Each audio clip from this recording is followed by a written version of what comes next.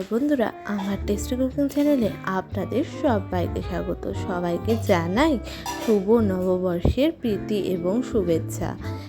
সবার শুভ নববর্ষ কেমন কাটিয়েছেন অবশ্যই আমাকে জানাবেন। আর আমার সাথে থাকার জন্য আপনাদের অসংখ্য ধন্যবাদ। আজকে আমি যে রেসিপিটা নিয়ে এসেছি এটা নববর্ষের স্পেশাল একটি রেসিপি। এই রেসিপিটা হয়তো আপনারা অনেকেই অনেকভাবে খেয়ে থেকেছেন। একবার এইভাবে সহজ উপায়ে এই রেসিপিটাকে বানিয়ে খেয়ে দেখতেই পারেন যে কতটা সুন্দর আর কতটা ইয়াম্মি খেতে হয়। সেটা হলো প্রন পোলাও বা চিংড়ি মাছের পোলাও। এমন সহজ উপায়ে এই চিংড়ি মাছের পোলাও বানাবো যে চিংড়ি মাছগুলোও দেখতে সুন্দর থাকবে আর নরম হবে আর পোলাওটাও ঝরঝরে হবে। তো চলুন শুরু করা যাক। তো এর জন্য আমি এখানে 3.5 কাপ মতো চাল নিয়ে নিয়েছি আর চিংড়ি মাছ নিয়ে নিয়েছি। চিংড়ি মাছটাকে ভালো করে ধুয়ে পরিষ্কার করে নিয়ে ওর মধ্যে দিয়ে দিলাম পরিমাণ মতো নুন আর দিয়ে দিলাম একটুখানি পাতিলেবুর রস। ওটা দিয়ে ভালো করে ম্যারিনেট করে কিছুক্ষণের জন্য রেখে দিচ্ছি। এবার চালটা যেই বাসমতি চাল নিয়েছি, আপনি চাইলে যে কোনো চাল নিতে পারেন। সেই চালটাকে ভালো করে ধুয়ে জল ঝরিয়ে ওর মধ্যে কিছুটা জল দিয়ে কিছুক্ষণের জন্য ভিজিয়ে রেখে দিলাম। কথা বলতে বলতে কিন্তু চালটা ধুয়ে পরিষ্কার করে জল দিয়ে ভিজিয়েও রাখা হয়ে গেছে। এবার কড়াইতে আমি দিয়ে দিলাম কিছুটা পরিমাণে সর্ষের তেল। এই জায়গায় আপনি অন্য যে কোনো তেল ব্যবহার করতে পারেন। এবার সর্ষের তেলটা গরম হলে পরে ওর মধ্যে ম্যারিনেট করা চিংড়ি মাছগুলো দিয়ে ভালো করে নাড়িয়ে চাড়িয়ে সাঁতলে নেওয়ার মতো করে ভেজে নিচ্ছি। বেশি ভাজবেন না, তাহলে কিন্তু শক্ত হয়ে যাওয়ার সম্ভাবনা থাকে।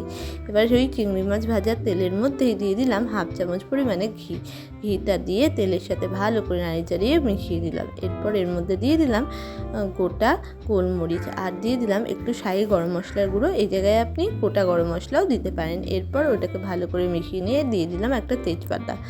সমস্তটা গরম হয়ে যাওয়ার পর দিয়ে দিলাম পেঁয়াজ কুচি।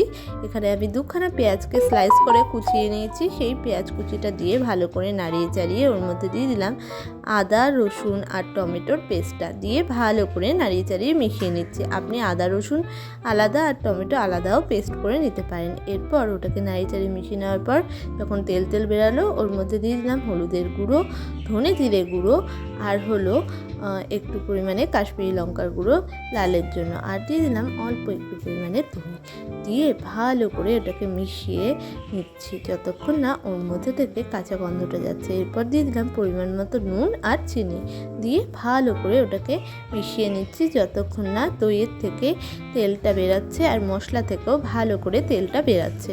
তো মশলা থেকে তেল বেরিয়ে গেছে। এবার আমি এর মধ্যে দিয়ে দিলাম কিছুটা পরিমাণে কাজু আর দিয়ে দিলাম কিছুটা পরিমাণে কিশমিশ।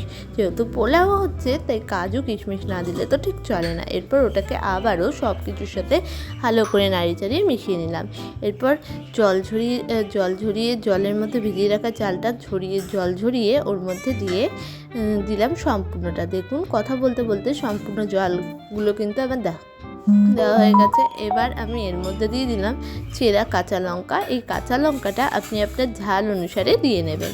এরপর দিয়ে দিলাম পরিমাণ মতো নুন আর চিনি দিয়ে ভালো করে এটাকে নাড়িয়ে চাড়িয়ে মিশিয়ে নিলাম যাতে চালের মধ্যে ফ্লেভারগুলো ঢুকে যায়। এরপর এর মধ্যে দিয়ে দিলাম পরিমাণ মতো হলো ভেজে রাখা চিংড়ি মাছগুলো দিয়েও ভালো করে নাড়িয়ে চাড়িয়ে আবারও কিছুক্ষণের জন্য মিশিয়ে নিয়ে এরপর দিয়ে দিলাম চালের যতটা চাল নেবেন সেই পরিমাণ অনুযায়ী জল।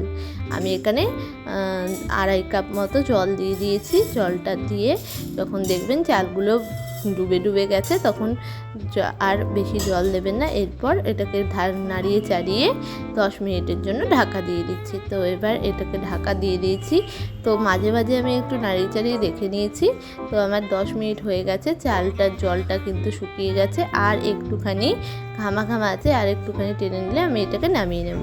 তো এটা টেনে নিয়েছে। এবার আমি এর মধ্যে হালকা করে একটুখানি ঘি দিয়ে দিলাম। ঘি দিয়ে আবারও ভালো করে নাড়িয়ে চাড়িয়ে মিশিয়ে নিচ্ছি।